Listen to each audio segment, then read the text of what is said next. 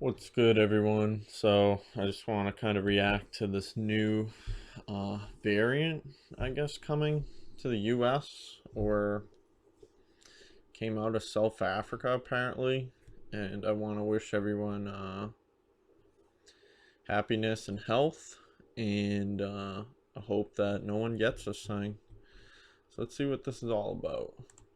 We want to turn now to the COVID pandemic. The head of the Federal Reserve said today that the new variant, Omicron, could throw a wrench into America's economic recovery, slowing hiring and hampering the fight against inflation.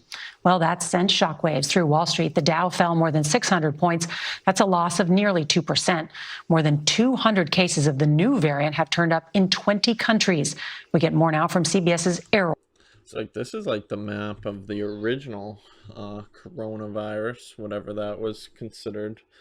I remember looking at the different countries, and each one would light up red, and you'd see, oh, this little section has it, this section has it, and now it's pretty much everywhere. It's doesn't really seem like it's slowed down to me, but oh, Australia has it. The whole place, apparently. Canada. Like, who's living in the top there? Canada. Like, that. It should just be where the little spots of where it happened. Earl Barnett. Even before Omicron cases are confirmed in the US, tonight researchers are preparing for its arrival, racing to analyze the strength of the arsenal to fight it. Today, Moderna's CEO told the Financial Times there is no world where his company's vaccine has the same level of effectiveness against Omicron as it does with the Delta variant. And Regeneron, makers of an antibody treatment that can reduce risk of hospitalization and death by 70% in high-risk patients, says early evidence shows it is less effective against Omicron and may need to be updated. Meanwhile, the U.S. is stepping up its surveillance system for tracking new coronavirus variants. We are now sequencing approximately 80,000 samples per week, about 1 in every 7 PCR positive cases, and that's more than any other country. Currently testing antibody response against the... Just so tiring, man. It really is. I don't understand, like... Will this ever go away? I mean, I just think there's going to be more and more variants.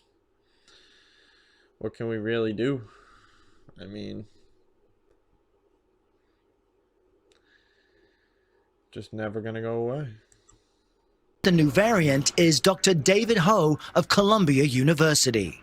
We suspect that there will be a significant amount of loss in activity. The antibodies that have been elicited by the current vaccine may have worked very well against the original strain or even the Delta strain, but will work less well against Omicron. What does that... So, do you need a booster to your booster? Is that what this guy's saying here? That mean for the amount of time it could now take to be protected against this strain? If the loss in vaccine efficacy were to be substantial, then companies will jump into action to make a new vaccine. That might require anywhere from 3 months on. There will be some delay. If you're getting the vaccine, and I hope they show this whole clip, make sure that the person aspirates first before they inject you with it. Because apparently that's been a big problem. With proper administration of the shots.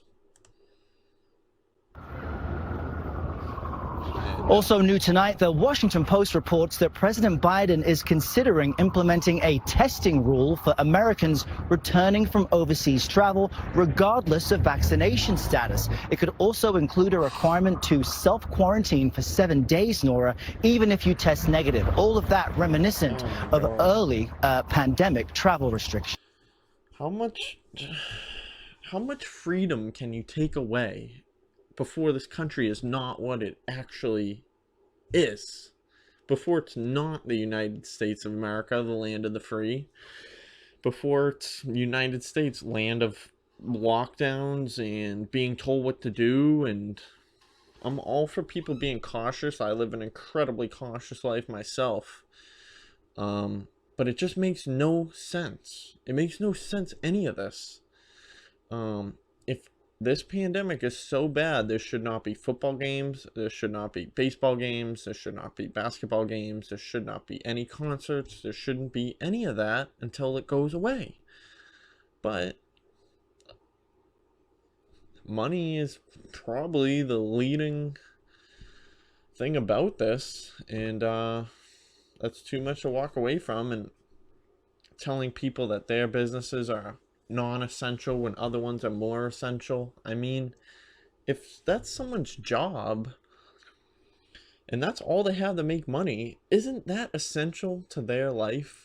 It just doesn't make any sense, and we're just going to go through this again with every new strain. It just really it gets to you. It really does get to you. And like, the housing market is through the roof right now.